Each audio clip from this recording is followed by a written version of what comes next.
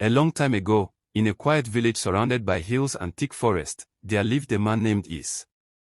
He was a farmer, strong and respected. Is had 3 wives. The first wife, Ngozi, had 2 sons. The second wife, Amara, had a daughter and a son. The third wife, Nena, had no child. But Is loved Nena the most. She was gentle, kind, and her heart was pure. She never shouted. She never cursed. She cared for the other wives' children like they were her own. But love without children meant little in the village.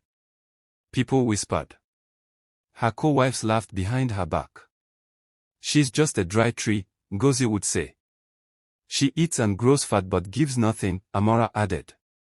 At home, they stole her food. Denied her water. Hid her clothes. Beat her sometimes when Is was not around. Still, Nena stayed silent. She cried only at night. One hot afternoon, Nena went to the market to buy yam. On her way back, carrying just one tuber on her head, she saw something strange. An old woman stood by the roadside. Her hair was gray, her body bent. Her hands shook as she stretched them out. Please, my daughter, the old woman said, I haven't eaten all day.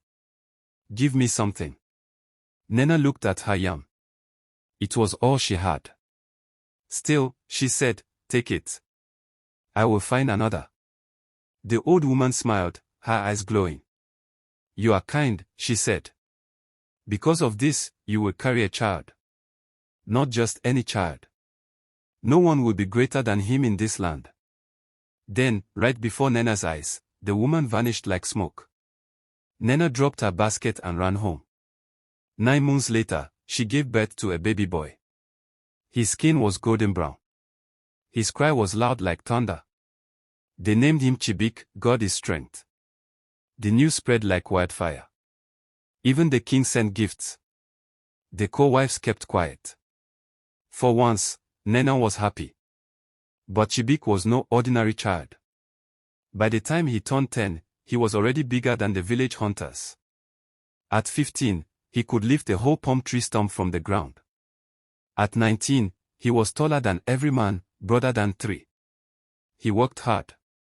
Every day, he helped clear farms, build huts, fetch water, and carry logs that took groups of men 2 days to move. He did it alone, in one afternoon. The king paid him handsomely. People came from other villages to see the giant boy. He built a big house for his mother and fed orphans. He was loved. But not by all. The village youths grew bitter. He's taking all the work. There's nothing left for us. We will starve because of him. And so, they plotted. One night, 10 strong men waited for him by the river path. Chibuike returned from work, carrying a full palm tree on his shoulders. They attacked. He broke their spears. Bent their machetes. Scattered them like dry leaves. None could stand before him. But they did not stop. 6 months later, they came again. This time, with poison in his drink. Chibuike drank. He fell. The whole village came out as he lay on the ground, his eyes dim, his breath slow. Nena held his head, screaming, my son. My son. With his last breath, Chibuike looked at the sky and spoke. You killed your own strength. For this, no youth in this land will rise again. No harvest will grow full. No joy will last. This land will remain in silence. And then, he died. From that day, everything changed. Crops dried before harvest. Children stopped being born. Rain stopped falling. Laughter faded. And Nena? She packed her things, left the village, and was never seen again. Some say she went back to the gods. Others say she turned to stone by the river. But one thing is sure.